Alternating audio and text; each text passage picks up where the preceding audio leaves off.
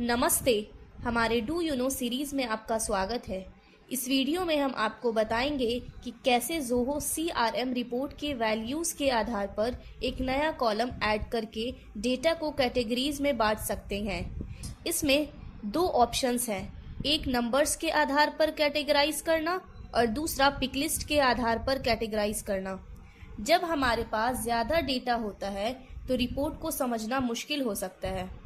ऐसे में हम एक नया कॉलम ऐड करके रिपोर्ट को अपनी ज़रूरत के हिसाब से कैटेगरीज में बांट सकते हैं और उन्हें देख सकते हैं। मान लीजिए अगर एक सेल्स मैनेजर को लो वैल्यू, हाई वैल्यू या मॉडरेट कस्टमर्स को देखना हो तो वो एक नया कैटेगरी कॉलम ऐड कर सकते हैं और रिपोर्ट को देख सकते हैं। चलिए देखते हैं कि कैसे एक नया कैटेगरी कॉलम ऐड करते हैं और रिपोर्ट को कैटेगरीज में बांट लेते हैं। सबसे पहले हमें रिपोर्ट को एडिट करना होगा। एडिट कॉलम पर क्लिक करेंगे और एक कैटेगरी कॉलम बनाएंगे। सोर्स डेटा के आधार पर कैटेगराइज करने के लिए फील्ड सेलेक्ट करेंगे। नेम फील्ड में एक नया कैटेगरी कॉलम ऐड करेंगे।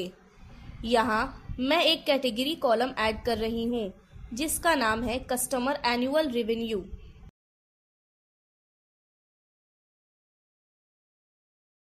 फिर हम अवेलेबल कैटेगरीज सेक्शन में कैटेगरी सेट करेंगे। मान लीजिए हम लो वैल्यू कस्टमर्स को कैटेगराइज कर रहे हैं जिनका रेवेन्यू 15 लाख से 20 लाख के बीच हो।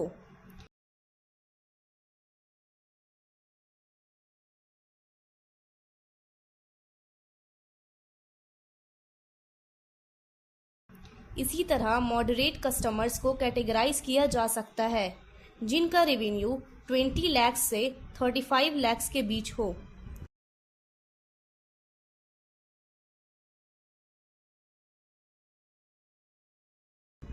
हाई वैल्यू कस्टमर्स वो हैं जिनका रेवेन्यू 35 लाख से ज़्यादा हो।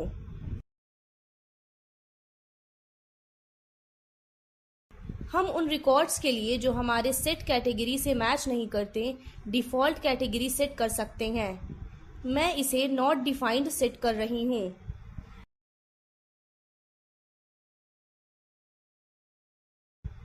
एनुअल रेवेन्यू फील्ड में एम्प्टी वैल्यूज को एक अलग कैटेगरी के रूप में सेट किया जा सकता है।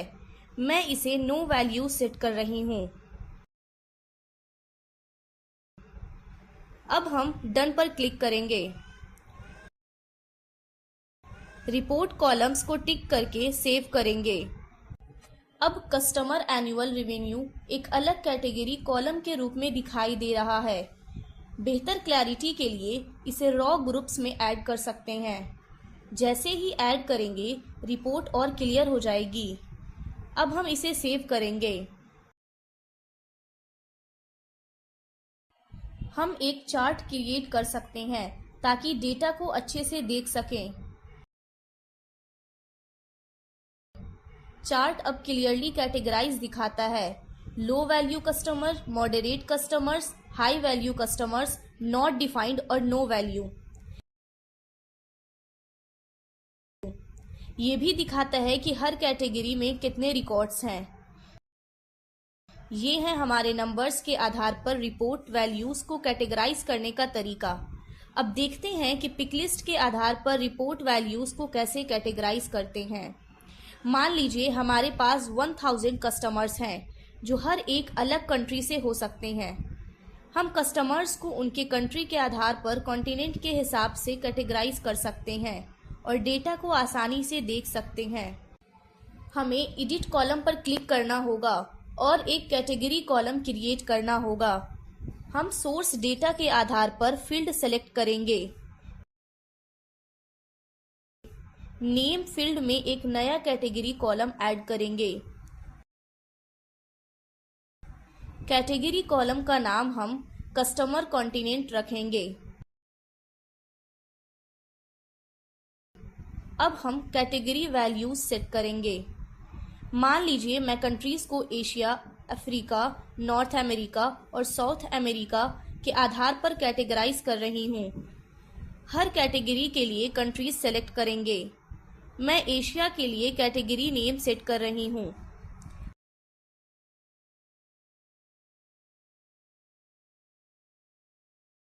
अफ्रीका के लिए कैटेगरी नेम सेट कर रही हूँ। फिर अफ्रीका के कंट्रीज सेलेक्ट कर रही हूँ। अब हम डन पर क्लिक करेंगे और नॉर्थ अमेरिका के लिए कैटेगरी क्रिएट करेंगे। नॉर्थ अमेरिका के कंट्रीज सेलेक्ट करना होगा। डन पर क्लिक करेंगे और साउथ अमेरिका के लिए कैटेगरी क्रिएट करेंगे। साउथ अमेरिका के कंट्रीज सेलेक्ट करेंगे। अब हम डन पर क्लिक करेंगे। जो रिकॉर्ड्स मैच नहीं करते उन्हें नॉट डिफाइंड मार्क करेंगे। एम्प्टी वैल्यूज को कंट्री फील्ड में एक अलग कैटेगरी के रूप में सेट किया जा सकता है। मैं इसे नो वैल्यूज सेट कर रही हूँ। अब डन पर क्लिक करेंगे।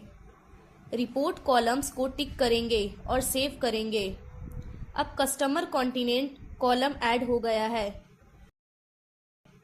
कॉलम को ग्रुप करेंगे ताकि अच्छे से दिखे। अब इसे सेव करेंगे।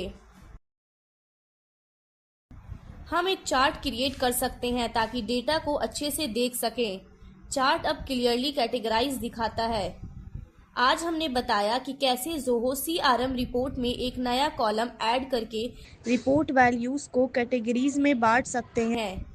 अगर आप ज़ोहो CRM या इस सीरीज से जुड़े किसी भी चीज़ के बारे में जानना चाहते हैं तो प्लीज़ नीचे कमेंट करें। हमारे चैनल को सब्सक्राइब करें और बेल आइकन पर क्लिक करें। ट्यूटोरियल से रिलेटेड अपडेट्स आपको मिलते रहेगी। धन्यवाद।